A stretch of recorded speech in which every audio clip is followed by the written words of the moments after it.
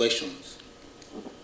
First is on the likelihood that we have shifted our attention from our main operational commitment to deploying resources to combat these protests that have turned riot. And I want to assure you members of the media, Nigerians, that the Nigerian Army is the people's army. As the Chief of Army Staff, my eyes are on the dashboard. So I'm more concerned about bringing our country to a state of sustainable peace and security.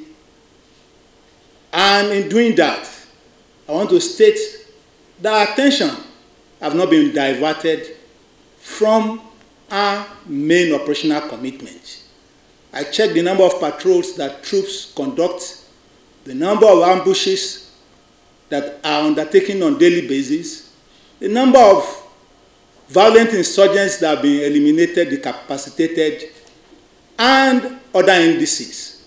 And it has not dropped by whatever measure. Also, we have continued to expand the frontier of peace and security. In Borno State, IDPs are being returned back to Kukawa, Bita, and some other places as I speak to you. Those are indices of return to peace and stability. So the troops are not relenting in their operational commitment in the field. On our contingency plan, in the event that the situation degenerates, I've said it, that since 0600 hours today, we have experienced peace, palpable state of security, and so we are reassured that we'll continue along this trajectory. And we'll work in line with our training, in line with our doctrine. And I want to also assure you that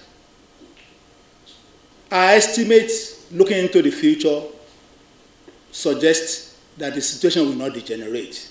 But we need the cooperation of every stakeholder in Nigeria to achieve that. And what we have witnessed is that in some parts of the country, these protests have been peaceful. The protesters have conducted themselves in orderly manner. So in places where we have experienced breakdown of law and order, it has been arrested. So we have returned back to peace. And if, peradventure, there is a flash, those will be arrested as well. So we do not foresee this situation degenerating. And I want to thank the members of the press for your cooperation so far, for the feedbacks that we have received from you. They've helped us to up our ante for our troops to remain professional and to perform better in the field. And working together, we believe that we can defend our constitutional order, we can defend our democracy, we can maintain peace, sustainable peace, and harmony in our country. Thank you very much. All right, thank you very much for their commitment to upholding the law and order. We had issues the past few days, but you can see that people have seen reason for us not to continue with the destruction, to stop the looting, to stop giving opportunities for others to subvert our nation, to destroy our nation, but to join hands together with the security forces to make Nigeria better. We want to assure them, we on this side, that we are fully committed. We love Nigeria, we love the country. We are mindful of the fact that we are being paid, we are being equipped by monies generated from the country, and so we are duty bound to protect the country. We are only after those that are against the state, not those that are innocent. So I want to make that very clear. We will continue to work together as a team to support Mr. President in achieving his mandate of peace and tranquility in our dear country, Nigeria.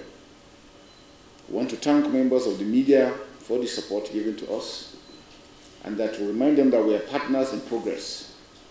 If there are issues on ground, please reach out to us and clarify, rather than just run and make your reports. We are always operating on an open door policy in all we do. We are very transparent, we are very professional, and will continue to do that. We want to thank you for your commitment in all, and to call for the collaboration of all other agencies to ensure that we achieve our success. I want to caution against violence again, call for calm. Mediation, discussion, dialogue are things that we project, and those are the things we'll do. And the overall is to have national unity and cohesion as one great country, Nigeria. We want to thank our troops out there in the field, toiling day and night. Despite the risk to their lives, separation from their families, they've continued to forge forward. We commend them for their job and to ensure that we're together with them, and that the President is looking after them and has promised that he will do a lot of things considering their welfare. Once again, on the final note, I want to thank everybody that is here today for this opportunity. We are showing that we are people-centric in all we do. The people matter to us more than any other thing. Thank you, and God bless you all. Thank you. It's very clear to all that the protests have been hijacked by criminal elements and other groups that do not mean well for the country. I want to remind all Nigerians that while it is a constitutional right to participate in peaceful protest, it is also an offense and a crime to engage in disorder, violence, and chaos. What does it imply for the local markets? Because we're trying to address the interest of all the stakeholders. Most of these food items that is going to enjoy these duty waivers and concessions are also being cultivated by Nigerian farmers. And so there is the interest to strike, there is the issue of striking a balance between the interests, the long-term interests of Nigerian farmers, Nigerian stakeholders who are involved in the productions of these items, and the short-term interest of addressing food inflation. What does it imply for the local markets? Because we're trying to address the interest of all the stakeholders. Most of these food items that is going to enjoy these duty waivers and concessions are also being cultivated by Nigerian farmers. And so there is the interest to strike, there is the issue of striking a balance between the interests, the long-term interests of Nigerian farmers, Nigerian stakeholders who are involved in the productions of these items, and the short-term interest of addressing food inflation. Distinguished senior officers, gentlemen, I want to use this opportunity to thank The question of drones all over. Please, we should have some control. It is not something to just be used, because now we know that drones could be used to harm people. So please, especially with the media, I know sometimes we might need to do them.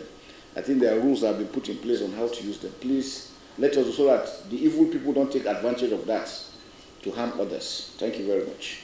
With the closing remarks from the Chief of Defense Staff, we have